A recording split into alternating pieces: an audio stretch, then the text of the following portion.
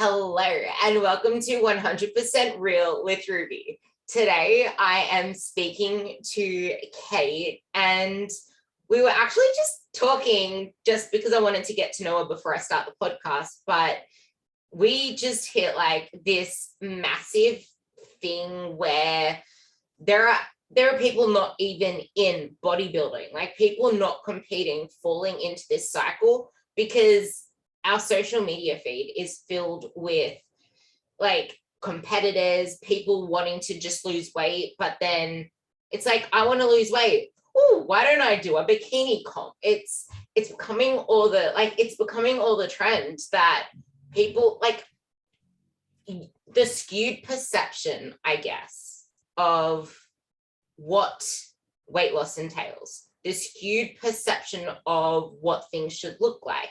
And because a lot of people who start out don't have an idea of like what's real, what's not. And Kait mentioned at the very start that she didn't even know what was right, what was not right. She's like, she had the perception it was supposed to be hard. So what did she start with? A really low calorie meal plan and a boatload of cardio. And a lot of people get into the journey not knowing all that much, and then they kind of skew themselves up. And it's almost like you hit rock bottom before, like we were both scared. Like we both can resonate on the fact that, yeah, while some people might go on a bender after a weight loss journey thing and then put on all the weight, both Kait and I were too scared for that. Like we wanted to stay stuck where we were. We were too scared to even do anything else. And a lot of people are in that mindset where, yeah, they might like go on a bender for a weekend, but they're too scared to do anything else. So they keep trying to fat loss. They're too focused on the scale. So I'm going to let Kait continue what she was pretty much talking about, in the fact that you get to this point where you're like stuck, to this point where you know that what you're doing is not right, but you think that you know the right way. So you keep hammering at that same thing. So let you take that.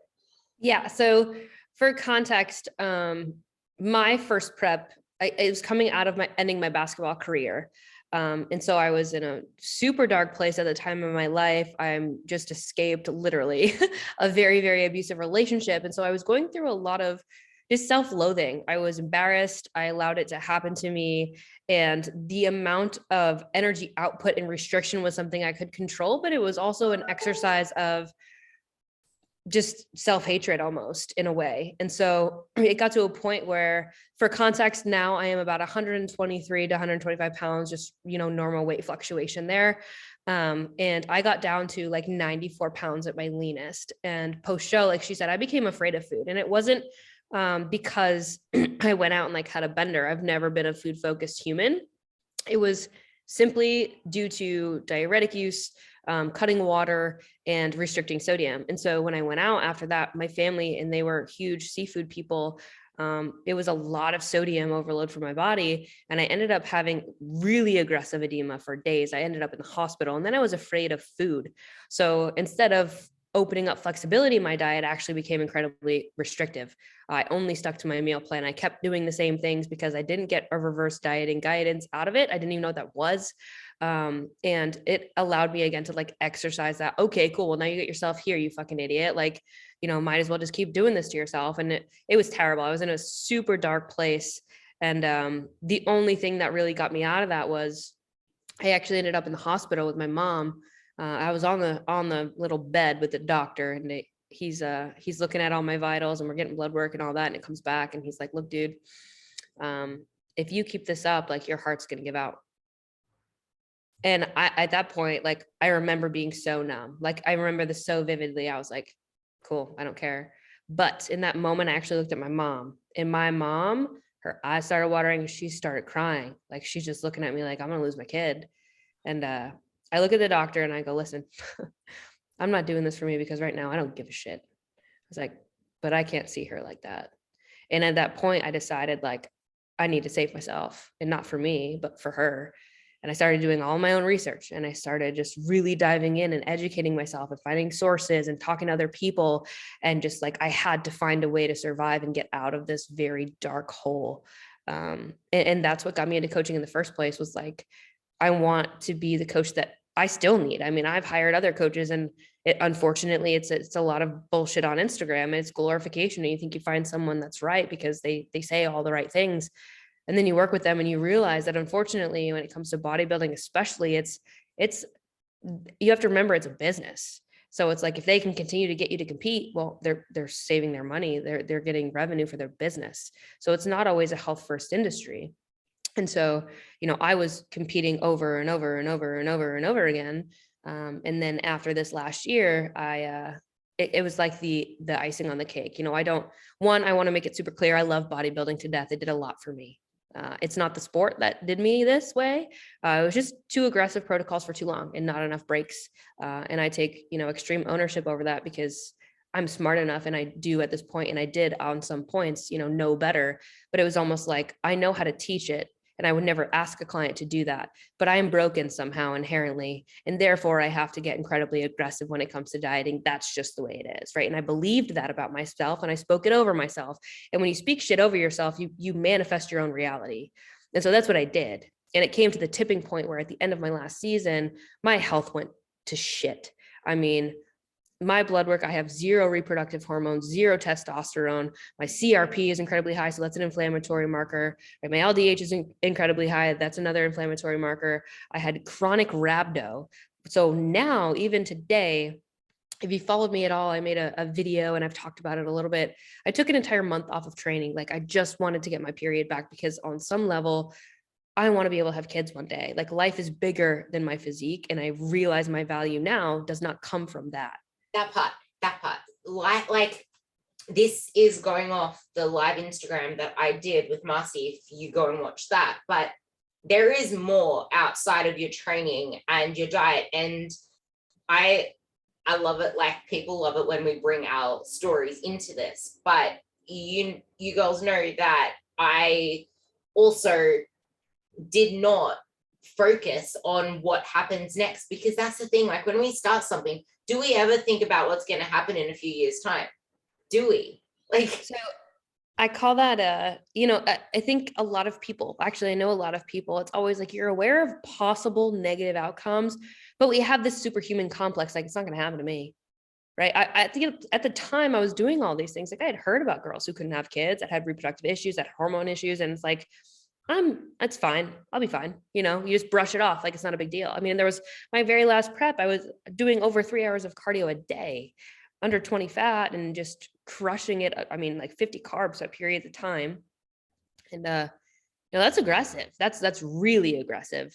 And, it just sent a hormonal cascade in my body. And so, luckily at the time, throughout my prep, I was studying internal health and functional medicine, because I knew that, well, just, I would say there's a lot of hormone specialists out there that talk about, get your blood work done and do all this, and they know how to analyze it. Well, my prep coach at the beginning of my last season, asked me to get my blood work done, and I didn't know anything at the time what it was saying. And he was like, you're good to go. But what I now know, looking back at those labs, it was like, I should have never prepped. Like, that was why it got to where it did, because I was not in a place at all to be dieting whatsoever, and that was the tipping point for me. But now it's just given me a lot of perspective. And like I said, I'm very grateful that I went through it, because it's made me better as a coach. Right. I have solid boundaries. I have very strong core values. I will just tell people no, if they want to prep with me and they're not ready, because I am not willing to compromise the integrity of myself, the integrity of my business, or be the person responsible for fucking up their health, because I know what it's like to be in the position where you feel like you have no control over your own body. It's like, I am here, but I was not at one time, fully who I am. I couldn't even show up authentically myself, because I was so mentally, physically, and emotionally just in high stress all the time, from the lifestyle that I was continuing to live, thinking that in order for me to be adequate in this industry, I had to show up and work harder and be harder and, look a certain way and operate a certain way and send a certain message. And I realized it was so far out of alignment with who I am and what I want to do for people's lives that I had to really remove myself, like literally just tune out and ground myself and have very deep, dark, honest conversations to get to know me again. And I could work through that and remove that. And that's when I launched my business going, this is what I want to do. And this is what I'm passionate about. Not that I don't love bodybuilding and not that I don't work with people that compete, but life is so much bigger, and bodybuilding can be very toxic if you don't recognize that there is still life outside of it and you lose that perspective. That's actually something, not many people would know this, but I actually started out as a prep coach, and that was literally what I did for a couple of years. And I moved away from that. I don't like this. Most people that listen to this podcast aren't into bodybuilding. They're not competitors. So you're probably listening to this saying that she's talking about competing, but that's like, stress is stress. And how did she get into this? Well, first of all, she was an athlete, so she had the mentality of that hard. But it's not just that. Like, we run away from emotions and we don't want to sit with it. And it wasn't until the end that she started to have those dark, deep conversations with herself. And no one wants to sit in that discomfort. And that's when self-limiting beliefs come in. Like, there are things that happen to you that you just run away from. And quoted from Kait is, this was all that she could control. She could control her body. She could control her food, because everything else outside of her life felt out of control. And that is what happens a lot of the time when people want to change their bodies, but you don't realize that it's not going to solve anything chasing a number on the scale, chasing fat loss, if that is all you chase. And I wrote down here something that you said as well, is like, going harder in the wrong direction is just like amplifying shit that isn't working, and probably going to bust the gears on something and it'll go like boom. Like, you need to, like, you start chasing outcomes. This is something that you can start to talk about related to just like how everyone can relate to this, because stress is stress, whether you are prepping or whether you are not prepping. If you're going to keep chasing fat loss and then adding everything else to it, like cardio, this, that, the other, you are putting a massive stress on your body, and it's going to respond in the same extreme that you put the extreme stress on it. And you get to a point where you just keep chasing outcomes that you lose yourself in the process. It starts to become something that you feel like is a chore.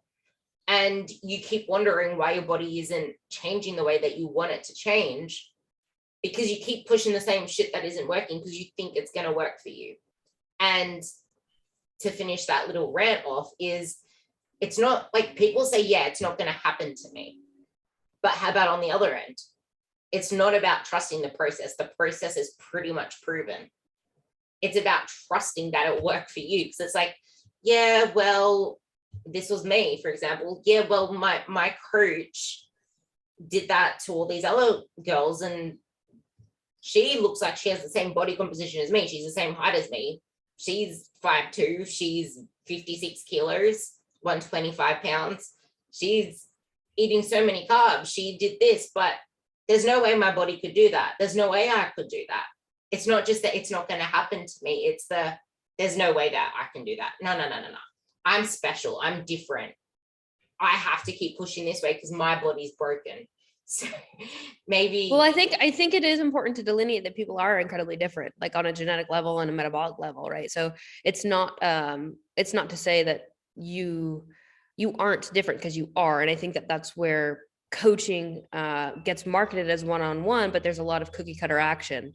And that's something that, one of my missions in my business is to bring integrity back into health and fitness. We are here to serve people. I think that gets misconstrued.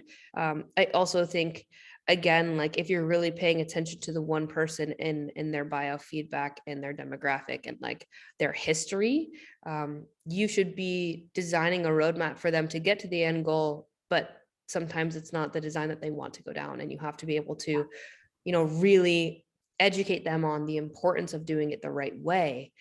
Because there's zero point in getting bikini ready for 2 weeks. I mean, what the fuck is the point of all that work?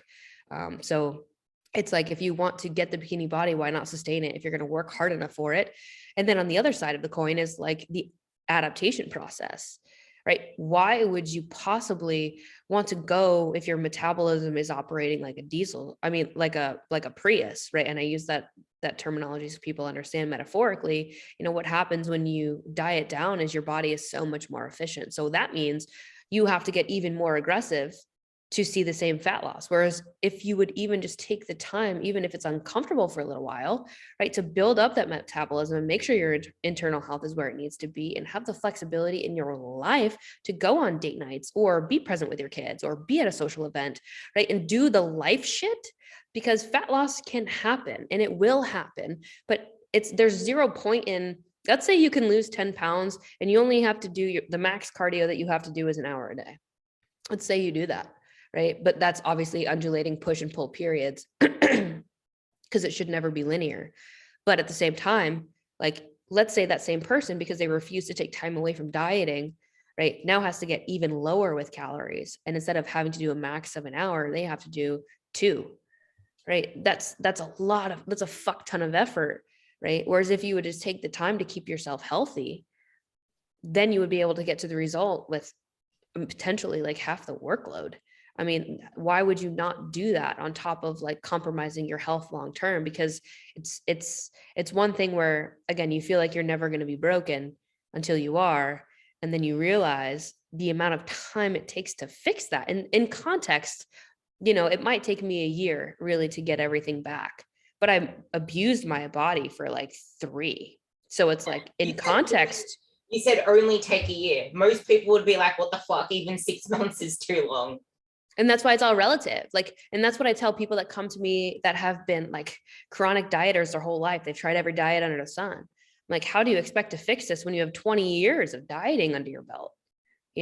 Over exercise, chronic under eating, like it doesn't get fixed overnight. Right. And so that's the hard conversation that I have to have, is like, but, And then mentally dieting as well. Like, you could physically be moving in the right direction, but you're still mentally dieting. It's the same thing. Yeah. And it's like, they can't let go of certain things. But that's probably my favorite part of coaching now, is the mindset stuff, breaking beliefs, making people incredibly self-aware of the way that they think and talk over themselves. Like I said, if you say, I am, I can, I cannot, like, you are already setting a self-fulfilling prophecy, because you're speaking it into existence. Your mind already is setting the upper limit for yourself. And so when you remove that and you say, I'm afraid to, but I'm going to do it anyways, right? That's where you get your power back. And I think a lot of people have given that power away. They are the victim of some certain fucking context in their life. And again, going back to the timeline thing, it's like a year for a lot of people is like, oh my God, a year? Like, I can't lose weight for a year? Yeah, a year. Like, that's incredible, especially relative to a decade of chronic dieting. Like, that's a fantastic ROI, in my opinion. But again, like, that's not the sexy answer. And there's plenty of other people that are willing to compromise your health and your sanity, right, by saying, sure, I'll diet you, no fucking problem. And then long term, you can't figure out why your hands and feet are fucking cold, you're irritated all the time, and you can't stop thinking about the nut butter in the pantry, right? But that's a part of that process. You are in control, and that is your choice. And again, then it comes down to the mindset stuff of like, where do you fucking find your value? Because that shit isn't in your physique, I'll tell you that. Yeah. But if you don't recognize that you have value outside of what you look like, then you are never going to be happy, because you have already made a contract to yourself saying that you will not be happy until something outside of you is validated and makes you happy. So you are forever chasing validation, happiness, worthiness, acceptance, because you try to fit into something instead of just finding what you belong in. And if you don't get the difference there, I would really encourage you to sit down and think about that. That almost gave me a little bit of tears in my eyes, because if you hear everything that she said, this is what we do as coaches. And a lot of the time, I find myself asking the deeper questions. I find myself pulling apart what my own clients say. And I know Kate would be doing this too, just by what she said. And sometimes I get nothing back. Like, I just get no answers, because People aren't willing to sit with themselves. Like, you need to dig deeper. We ask the questions. We pull everything apart, the lifestyle, the mindset stuff. This is the stuff. This is why we are so passionate about coaching. It's not sexy. So people just brush it aside. They think it doesn't really matter because it's not getting them physical results. But what the hell does it matter what diet you do, what training you do, and what results you can get if you can't freaking keep it, if you can't enjoy it? Like, there is more to life. You guys really need to get this. It's not about a number on the scale. Like, if you were even still mentally trying to diet, it doesn't matter, because you are going to fall back into that pattern regardless of where we move you forward, because you're still mentally, oh, I just need to get smaller. So you need to figure out, bringing it back to the thing that you preach so well, is you need to put that focus onto the process. What is it you want to get out of this? Because there is so much more out of why you start a journey than just chasing a weight. And coaches aren't just for weight loss. It was the thing that I loved the most that you've said, and it was how I found you. And losing yourself in the process is you also losing your true why. So then you're always going to feel lost. You're always going to feel less than. You're always going to have these self-limiting beliefs because you haven't given yourself that power back. Yeah, absolutely. And it's one of those things too, like when I talk to a client and they come to me and they're like, I want to compete. I'm like, okay, cool. Why? And you'll watch them spiral because they don't actually know why they want to compete.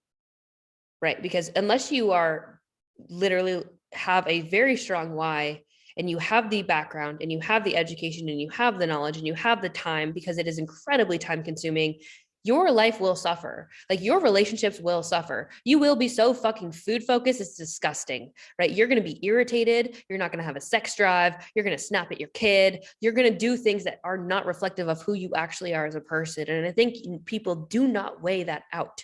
I've seen relationships be broken. I've seen people lose themselves. I've seen just some crazy shit. I mean, people that I love and care about to this day struggle to get out of the sport, even though they know it's good for them to do that, right? People that are amazing human beings, they're like afraid to say, I know that I need to pull the plug, but I can't tell my coach. Why does your coach have that power over you? And like, what is it that, there's so many word games that are played. You're just not tough enough to make it here. Sorry. What the fuck do you mean? How are you supposed to talk to, like, you know what I mean? But those people that are competitive, it's almost like the degrading context in which they are coached makes them feel like if they don't do this thing, this very extreme thing, and let me just please preface this with, I love bodybuilding. I think it is incredibly empowering and it's a great journey, but it's not a journey that you can take every year or all the fucking time, right? Dieting should be a very small portion of your fucking year or your life. Right? You should live at maintenance and focus on growing and changing your body composition. And I'm incredibly passionate about the idea. And the truth is that you can change your body composition without implementing a calorie deficit. But people think in order, especially women, they think in order to change their body, right, they have to just diet and do a lot of cardio. But then they're pissed off because they're just skinny fat and they don't look naked. Right? They don't look good naked, and they don't feel that confidence, right? Women want to be toned. They want to have that muscle, but then they're not taught to train appropriately. They're afraid to pick up weights. They're afraid to go in the gym. They're afraid to do the things that empower them, right? That's what I'm passionate about. Because if you look at my transformation photos from 94 pounds to now my stage weight's about 114, right?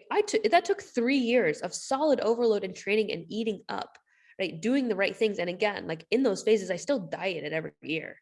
So imagine if I didn't do that, like how much muscle I would have actually acquired. But it was not being able to set the boundary and say, this is not in the best interest of myself. And I'm sorry if that makes me weak in someone's eyes or not valuable or not adequate for the industry. I don't care about fitting in anymore. I don't care. I genuinely don't give a fuck because I know who I am. I know where my alignment is and I know what my mission is. Right. And like I said earlier, it's to bring integrity back into health and fitness. Health and fitness is not bodybuilding. Bodybuilding is not healthy. I do not care who says it is. They are lying to you. In order to be that fucking lean, you are not healthy. And I think that that's a very poor message. Now, there are healthier approaches. There are smarter approaches. but adaptation, regardless of how smart you are with the approach, is going to happen. So it's not just saying, we're going to do this the right way, health first. Like, yeah, you can be a health first coach and prep, but you have to be very clear about the fact that we're going to need to be very clear about the exit strategy here, right? So that we can optimize your health getting out of this. And then you're going to stay out of it long enough until we've acquired your health again. We really need to make health sexy again, because it really isn't. Like, probably you say, like, people hearing us talk about health and bringing health into it, like, no, I just want to lose weight, I'm not comfortable with where I am. Like, it's what I see all the time. And I had a massive rant the other day, because you see people like clicking like, loving all these photos, putting comments on things that are massive transformations, massive differences. But what went behind that? Was it healthy? Was it sustainable? What happens after that? We don't even think about context when it comes to this stuff, because we're so visually appealed by massive changes. And like, chasing forever fat loss and then freaking out about stopping that fat loss, like, you actually freak out about the thought of not dieting, and then you freak out about the fact that you want to build muscle, but you don't realize that building muscle means, you need to actually put on a little bit of weight. It's like, people actually freak out about that.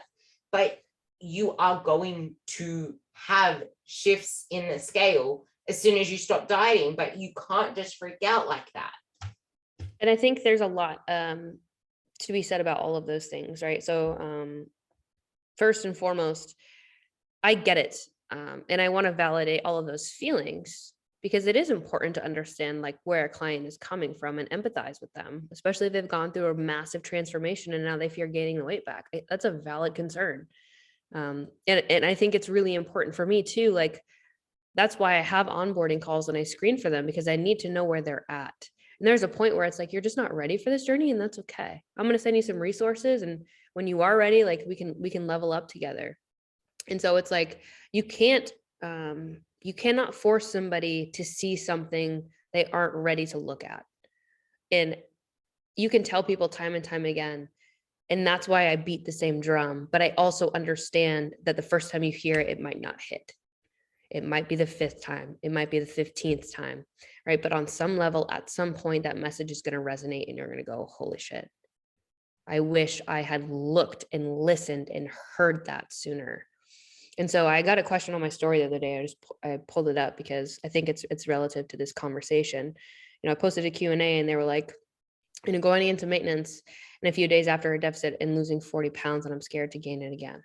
Right. So my response was, which situation sounds better to you? You fight adding foods, you continue to suppress metabolic rate, internal hormones adapt, and all of a sudden your health is compromised and you can't lose weight, even eating like a bird and doing a fuck ton of cardio. Or you reverse diet, continue to train and be intentional. Maybe you gain a couple pounds, but your health is there, your metabolism is improved, you add muscle, you can be more flexible. And in the future, your next starting point, weight and body fat level, is significantly lower than your previous. So you can lose body fat and have that tone look that you want long term, but the choice is always yours. And I think it's important to take extreme ownership over the outcome of what you're doing. And I know that the idea for a lot of people that have gone through weight loss or have weight loss goals is like, you're telling me that in order to lose fat, I have to eat more? Are you fucking crazy? Right? Like, I totally get that that's scary and it's very counterintuitive. And so I think it's important to validate that. But at the same time, if you understand physiology, right, you understand that carbohydrate and water interact, fill out the muscle, and therefore your scale weight is going to go up. You also have to understand that a scale weight is impacted by so many things, especially if you're a female, right? Relative to your cycle, it can spike multiple times a month depending on those things. And you're probably a high stress individual, overanalyzing their body composition. Maybe you're anxious. I remember when I was super lean, I wasn't a super anxious kid. But when I got into bodybuilding, I developed anxiety like it was nothing. And I didn't, my mom was like, you've never been so anxious in your life. But like, I pick at my fingers, I'm constantly like sweating. I'm like, my brain didn't shut off. And it was because my body was still so adapted, but I had normalized it. Right. And I'm really passionate about the idea that you can normalize being shredded. You can normalize being too lean because you're used to feeling that bad. you've gotten used to it, especially if you're chronically there, right? That is that's perceptually your new normal, right? But once I added more weight, yes, I have more body fat than I've ever had in maybe not ever in my life, but like I've got more body fat on me, like for sure. But I am healthier, I am happier, and I am wealthier in so many arenas of my life that have nothing to do with finances. And I think I know a lot of, like, I could get into those concepts, in a different level, but it's like, you have to remember a lot of things when you're on your deathbed and you look back at your life. I don't think you're going to go, damn, I'm really glad I weighed X amount of weight my whole life. And I focused on my scale weight, and I snapped at my husband, and I said no to my child's birthday cake. And I was in the bathroom trying to purge after I had a bite of a donut in front of my daughter when she walked in. I don't think that's going to make you happy. I genuinely don't think that's a good decision. But I'm not here to tell you how to live your life. I just think it's important to conceptualize the long-term impact of that in the moments and the experiences that you can miss out on while hyper focusing on an incredibly aggressive goal. And I want to make it very clear, I do and will always be a health first coach. And a lot of people do need to lose weight. A lot of people, 88% of our population has metabolic syndrome, 88%. And I want to make it very clear that the people that you look at and you think are healthy also deal with metabolic syndromes and issues, like myself, right? Some people might look at me and be like, damn, she looks good. Yeah, I take care of myself now, but I still suffer the consequences of not taking care of myself on the extremity of constantly dieting, aggressively dieting, staying too lean too long. On the other side of the spectrum, there are people that continue to overeat. We've got a lot of diabetes. We have a lot of overweight people, right? And so either way, your perception of what healthy looks like is going to be skewed one way or the other. And I think it's important to rationalize and logically look at, yeah, my body has more body fat on it. I got stretch marks. I'm just chilling. At the end of the day, I am healthy. Like, I am healthier than I've been in a very long time. My health is still not optimal, but it is much further along than it's been in 5 years, 6 years, And it's like, that to me is more important than feeling validated based on my physique. And I'm not going to sit here and say I don't look good. I do. And I think that you can love yourself and want to change. I love my body and I love where I'm at, but that does not mean I don't want improvement.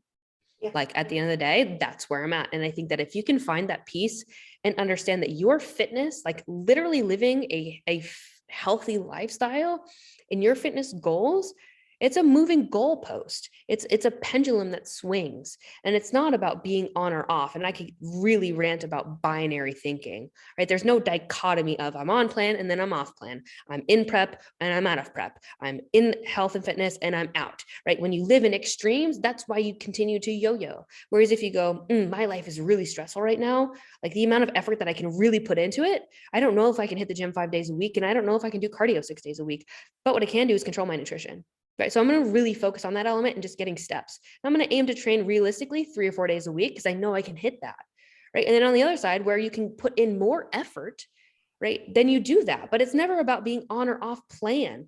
Even if you go into the office and there's donuts that day and you make a poor decision that morning and you have a donut, cool. You lived your life. You had a fucking donut. I hope it made you happy. But you still have the power to make a better decision that day in your very next moment with your very next meal. And instead of blowing it 5,000 calories over, maybe you're at the end of the day, you're over 300. That's way better than 1,000, 2,000, 800, whatever it might be, right? Because you have to remember, you always control those variables. And when you do that, you're still constantly moving in the right direction of the outcome in which you seek, but it might not be as fast as it was at one point. That doesn't mean you're not taking steps in the right direction.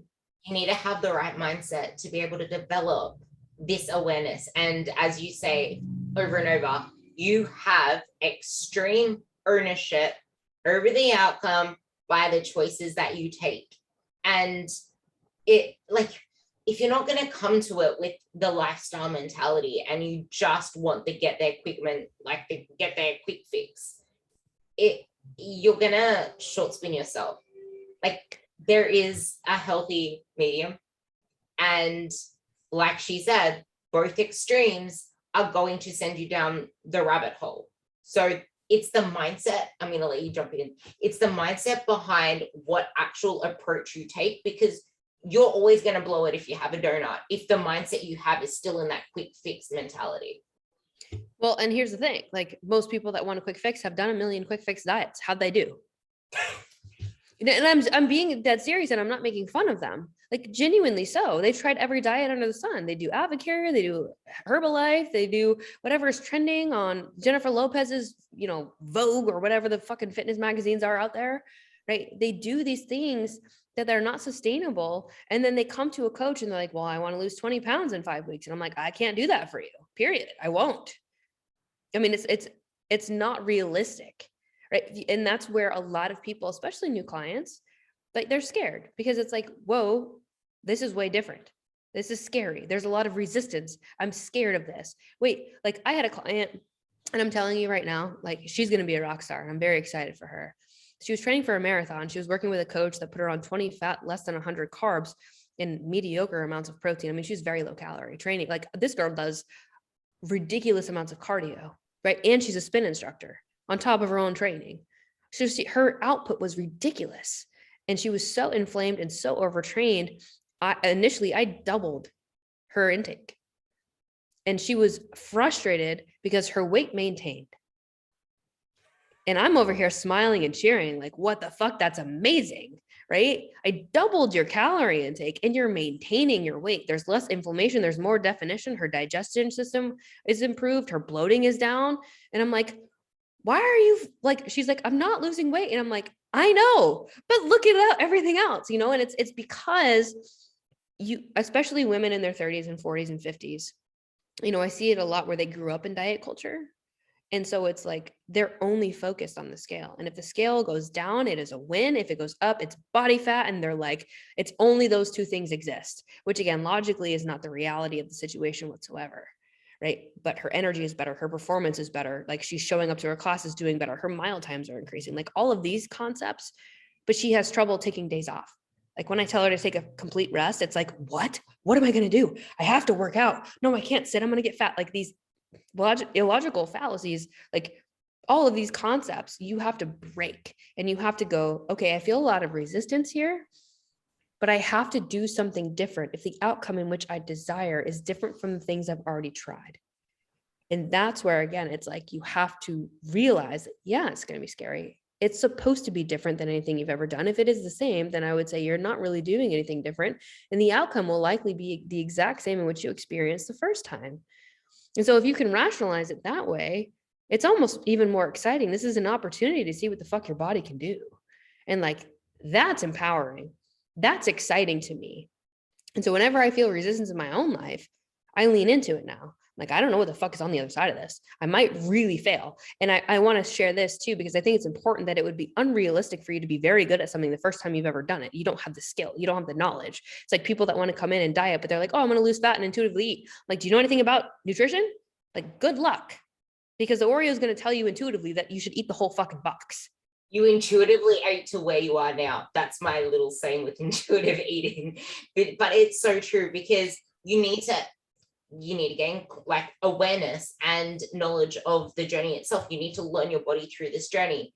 And it, like, once you actually realize that everything you're doing away from the scale actually has a lot more progress to it, because it's not defined by a number. Like, you're okay can be an important metric, but I hate using the scales as it, because it's like, you can know what goes into the scale, but still have it mentally fuck you up. Like, legit, if you've been in that mindset for years and you put your pass and fails on a number on the scale, you are missing the bigger picture. Like, how about the fact that she was maintaining at double the calories? That didn't even like put a chip on her shoulder. Like, she's like, I'm eating so much. I don't understand why I'm not losing weight. I'm eating too much. I'm like, I know. It's okay. You're supposed to. And then you have to break down the concept of like, this is actually incredible. If I were to double most people's intake, and I never want to set unrealistic expectations, they would gain weight. They would gain weight. I anticipated her gaining weight. She maintained weight, right? Because she had so much pent up physiological stress that it literally, like, her cortisol came down. I'm telling you, her bloating and her inflammation, I can see a lot more definition in her physique, because she's got good muscle. Like, she's got a beautiful, beautiful physique, but it was so inflamed that she felt soft and pudgy and, you know, a lot of that was just inflammation, systemic inflammation over time. And so it's like, if you don't know where to look, right, then you're not seeing the important things. And that's where it's a coach's job. Like, I'm going to tell you where to look. I can't tell you what to see when you look there, but I'm going to tell you where to look, right? Because if you can start focusing on the right things, well, long term, right, you're going to see the results improve. I see a lot of women get lost in their scale weight and their nutrition, and that's all they focus on.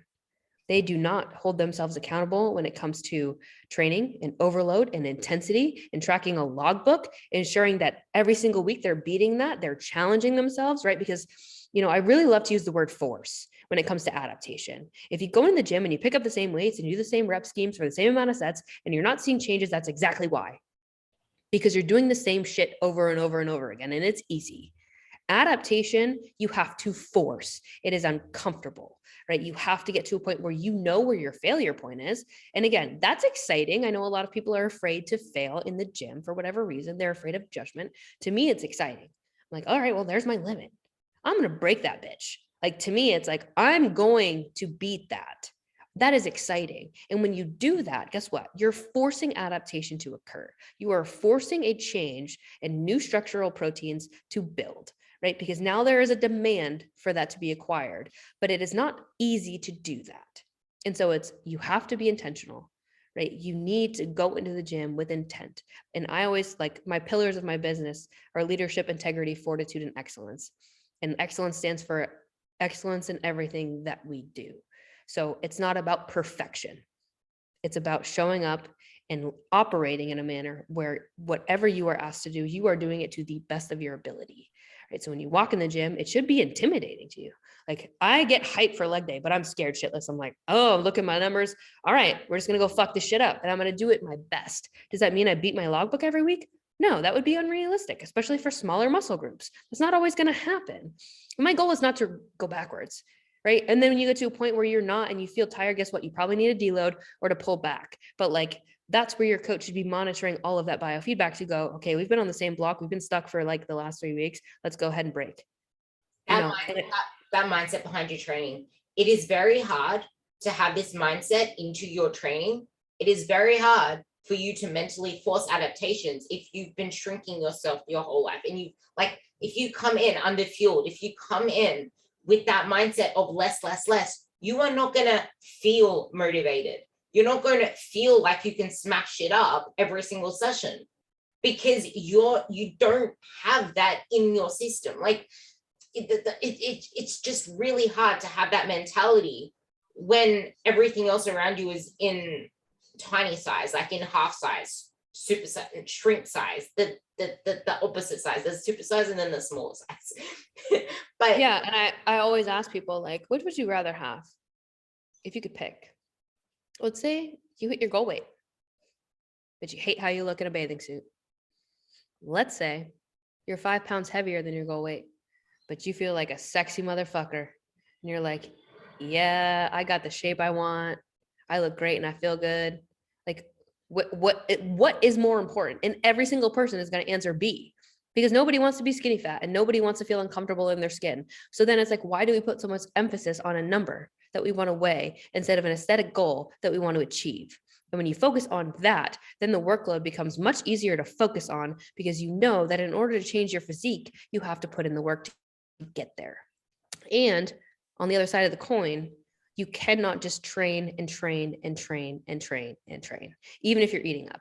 You have to recover just as hard as you train, or you're not going to be able to structure new tissue. And that's one of the things, like when people are reverse dieting, depending on where they're at. And again, it's always going to be context. Like if your calories are super high, I get resting macros, right? But if your calories are at maintenance, a lot of people are like, well, do I still eat the same amount on my rest day?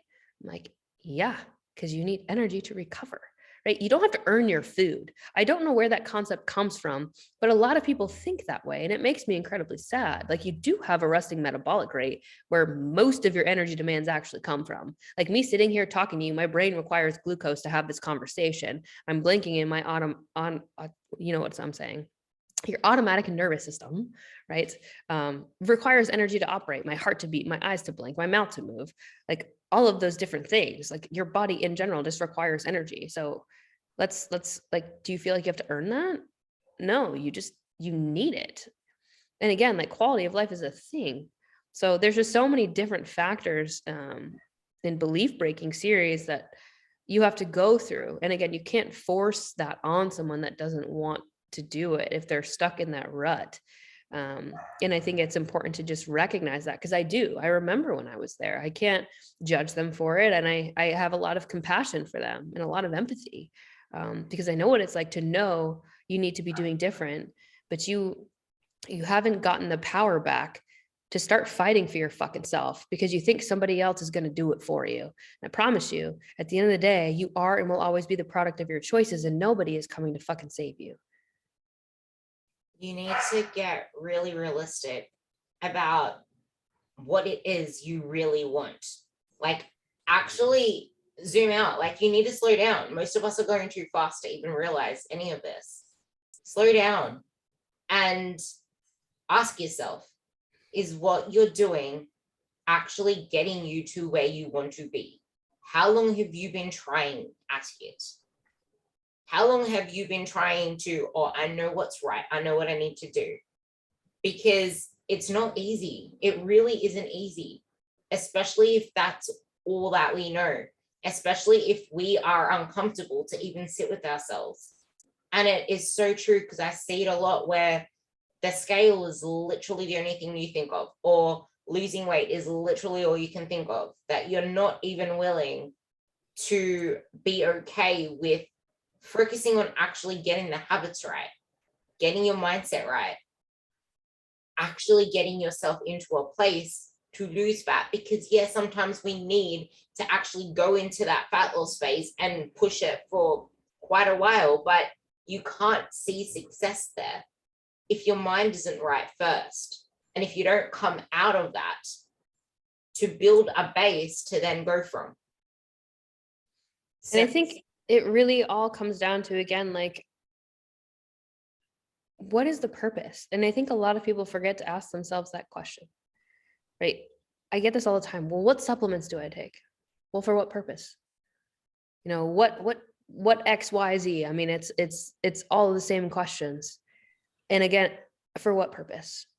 Like, why do you want to go into fat loss? The people that I see succeeding, they have metabolic issues. They want to lead their family better, right? They don't want to end up like their grandmother or their mother, right? They want to set a better example for their children, right? It's for them, their health, their, those types of things, because the why is so big. It's like, this is going to be uncomfortable, but I have to change. I want to change, right? This is for me.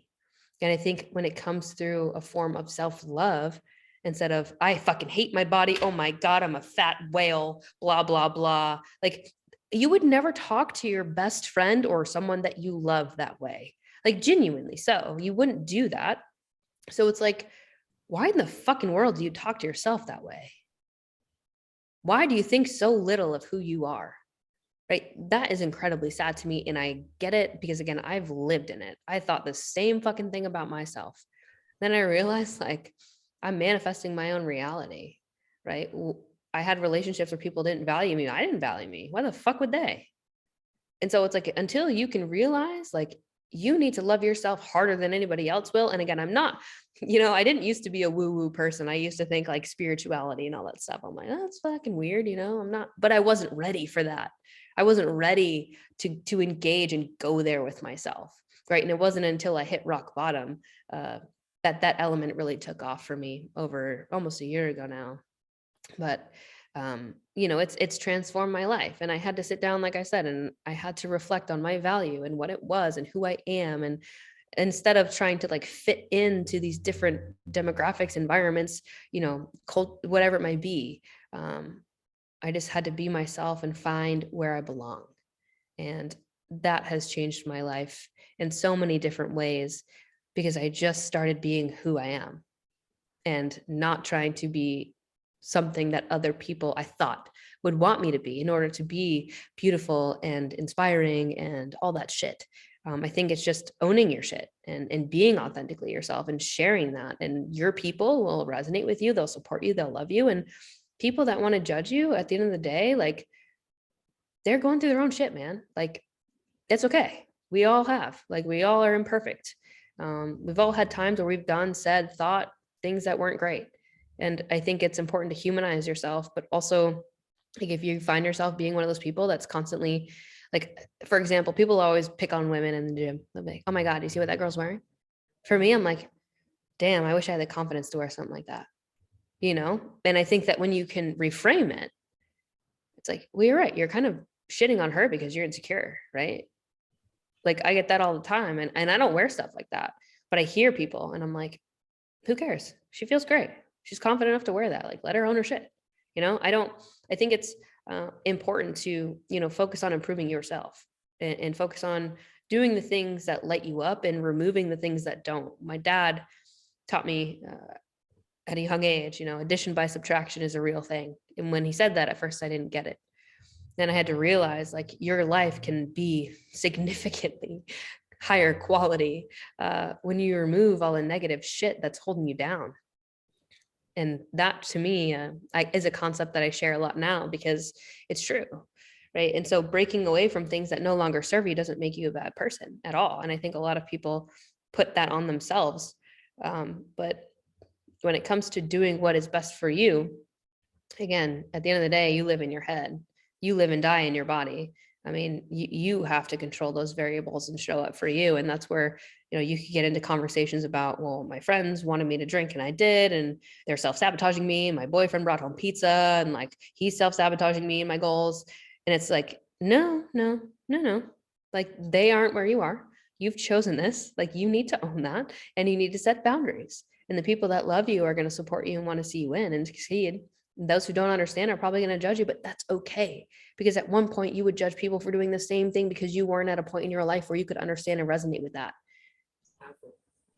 That last bit is really powerful. And I think it kind of sums it up with what I wanted you to sum it up with, which is how important setting boundaries is, how important realizing your self-limiting beliefs are, and how to actually use those as your power once you become aware of them and start to prioritize you. Because until you prioritize you and schedule in you and set those boundaries, it's not just setting boundaries for other people. You need to set boundaries for yourself and know when to say no, and also know where to start cutting from. Because something that I see all the time is people try to add new things into their life. They try to try new things. Oh, but I want to do this. I want to do that. Oh, I should do this. I should do that. And then all of a sudden they're so overwhelmed, nothing actually gets done.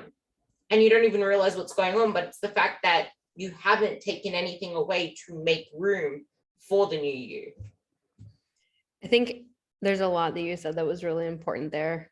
People always ask me about productivity, and they're like, how do you manage so many fucking things?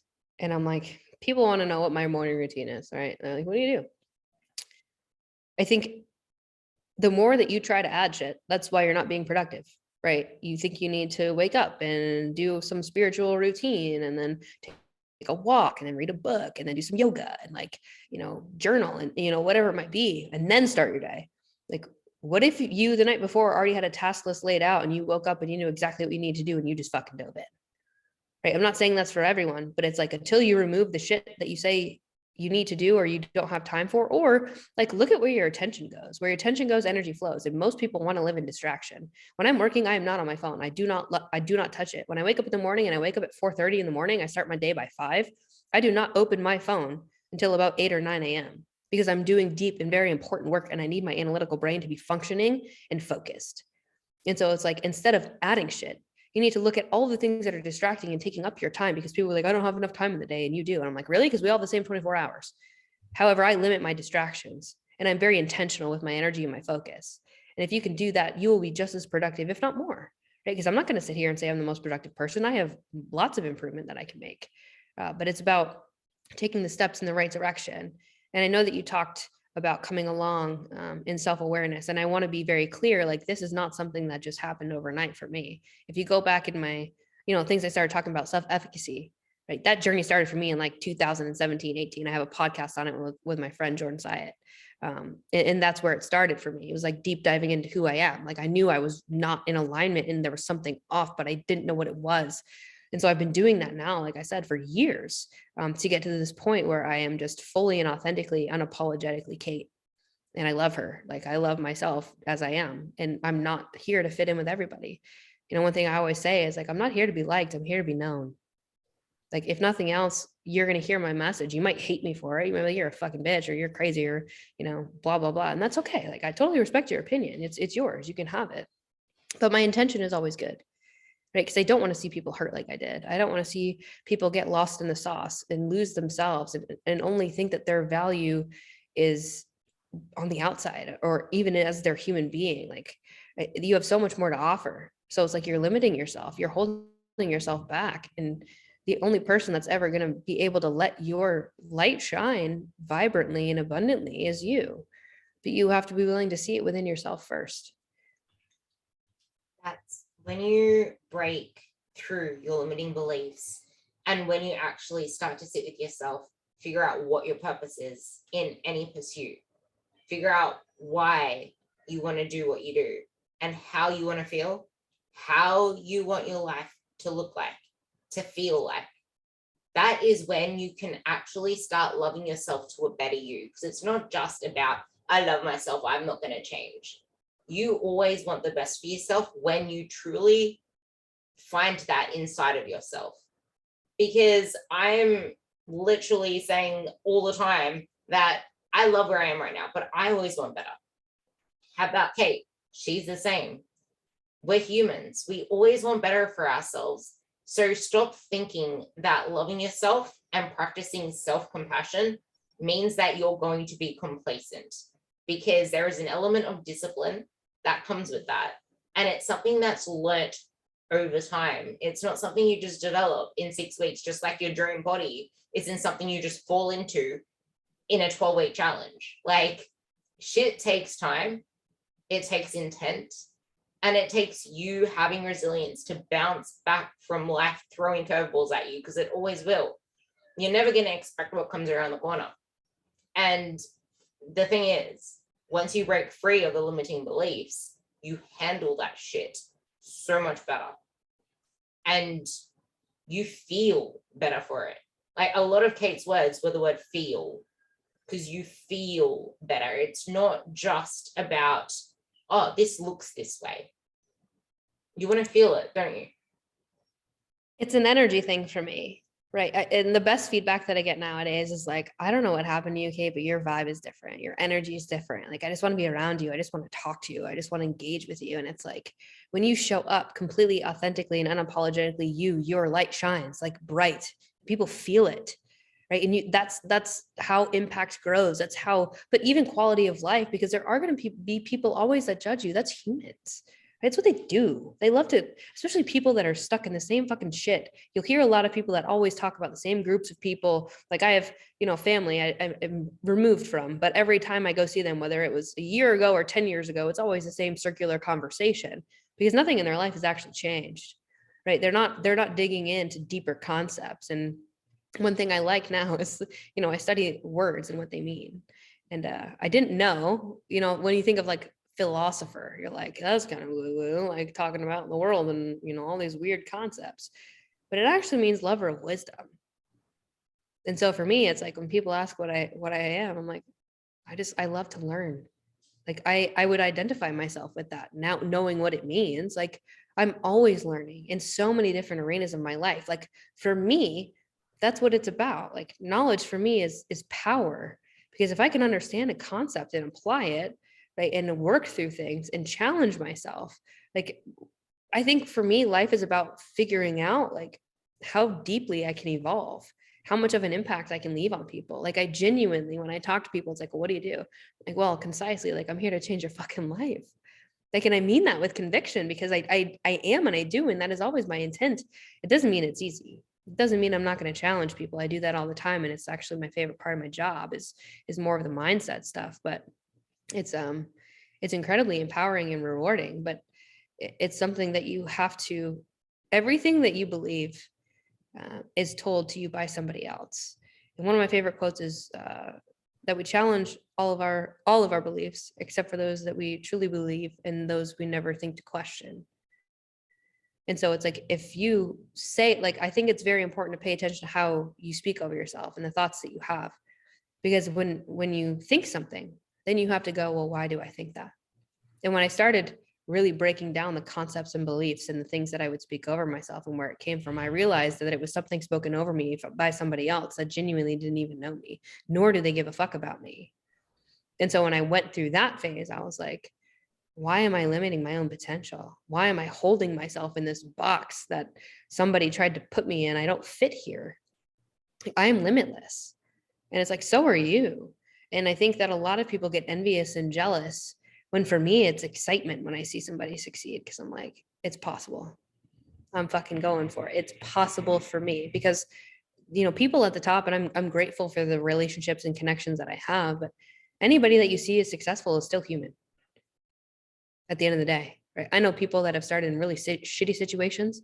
I know people that have started off incredibly successful, right? I also know that sometimes it ends up polar opposite, right? People that are given everything don't always amount to a lot of things, right? Because they've chosen that with their life, right? I know people that have grinded through nothingness and amplified their life to be something. And I think that it's important to not make your external environment the responsible element of the outcome, because it's on you. If you move with intention and conviction and you work your fucking ass off, right, you can achieve anything that you want to. And if you don't believe that, then you need to ask yourself why you don't believe that, because there's nothing different between you and I. I love that. That is just such a powerful way to end this. And for everyone listening to this, honestly, your life is so much greater when you come from a place that isn't, like, I don't want to say desperate, but it isn't such a energy charge towards desperation in terms of wanting an outcome. But if you embrace the fact that it is a process, and it's a process of learning yourself, it's a process of, but like, it's not finding yourself, it's becoming a better version of yourself. It's discovering things about yourself that you never once knew before. And this is why I ask the deeper questions. This is why Kait asks the deeper questions. And this is why we talk about the deeper shit, because it's not about what you eat, and it's not about how you train. I can say this till I turn blue, because that shit doesn't matter if it can't stick, and it doesn't matter if it's taking away from your life, and it doesn't matter if in the process you lose who you are and you realize that your relationships are fucked up, and then you realize that now you don't even know what you want anymore, because that happens when you get lost in the process, in numbers. And one word you said, which I'm going to end this on, is amplify. Amplify your life, amplify your beliefs, amplify your energy, because that shit's contagious. But it all starts with you taking extreme ownership over your decisions and realizing that shit takes time. So with that, I'm going to leave Kait's Instagram below. And is there anything else that you want me to plug down there? It's just, don't believe that you can't do shit. Like, who says? And don't try to fit into a box that you don't belong in. This, like, you're better than that. You deserve better than that. And you're capable of more than that. So that would be my last bit of advice. Don't believe you can't do shit. Be the good shit, not the bad shit. I love that. And thank you so much for coming on. This was just a phenomenal talk. I recommend you actually listen to this one twice over and actually pause and take some notes. Don't just listen to this while you're multitasking. Actually take notes and apply it to your life, because I know we can all be guilty of just listening to things on the go, looking for information on the go, but never actually writing it down and applying it, because we forget 85% of what we hear in a day. So write it down, remember that shit, and don't believe you can't do shit, so you can be the good shit. That works, because fit shit, that's the podcast that you're on, and is what That's right. That's right. it works. So with that, thank you all, and you will hear me on the next podcast.